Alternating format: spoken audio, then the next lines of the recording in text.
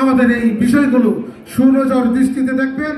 সর্বোপরি বলতে চাই, আমাদের যদি গ্লোবাল সিটিজেন, বিশ্ব নাগরিক সৃষ্টি করতে হয়, তাহলে আমাদের এই সেক্টরের দিকে গুরুত্বপূর্ণ দৃষ্টি 1947 থেকে 52, 52 থেকে 69, 69 থেকে 71, 71 থেকে 1990, 1990 থেকে 2024, 2024 সালে যে নতুন বাংলাদেশের সূচনা হয়েছে, সেই নতুন বাংলাদেশে এই মেডিকেল টেকনোলজিস্ট জাতির ভাগ্যে সুন্দর একটি ভাগ্য আকাশে আমাদের বিজয় অর্জন হবে, সে আশাবাদ ব্যক্ত করতে স্পৃহায় এই স্বাধীনতার মাসে দুইটি লাইন বলতে চাই।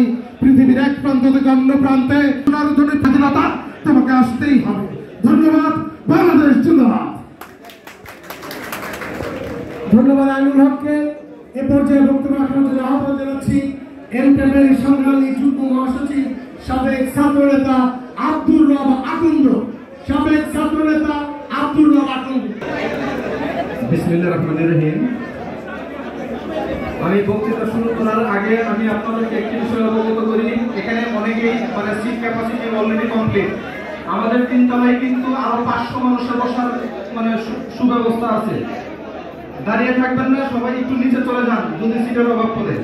ক্যাম্পের আয়োজিত বিএনপির রাষ্ট্র মেরামতে 31 দফা কর্মশালা নিয়ে আলোচনা এবং ইফতার মাহফিলে উপস্থিত থাকার কথা ছিলেন এবং হয়তো আসবেন চিফ গেস্ট আমাদের স্থায়ী কমিটির মেম্বার বিশিষ্ট অতিথি জনাব মঈন খান, এবং উপস্থিত আছেন এমটিএর প্রধান উপদেষ্টা, বিএনপি চেয়ারপারসনের বিশেষ উপদেষ্টা, ডেবের প্রতিষ্ঠাকালীন সদস্য সচিব, জিয়াউর রহমান ফাউন্ডেশনের নির্বাহী পরিচালক, ঢাকা মহানগর উত্তর বিএনপির সাবেক অ্যাক্টিং আহ্বায়ক জনাব ডাক্তার ফরাজ ডোনার, আর উপস্থিত আছে মহাকালী কমপ্লেক্সের doctor Faruk sir, Arifin Ranjan sir সহ ইঞ্জিনিয়ার মাহবুব স্যার সহ সবাই উপস্থিত আছেন। আর অন্যান্য নেতাকর্মীদেরকে সবাইকে শুভেচ্ছা জানাই, এবং আগত সারা বাংলাদেশ থেকে যত মেডিকেল টেকনোলজিস্ট আছে সবাইকে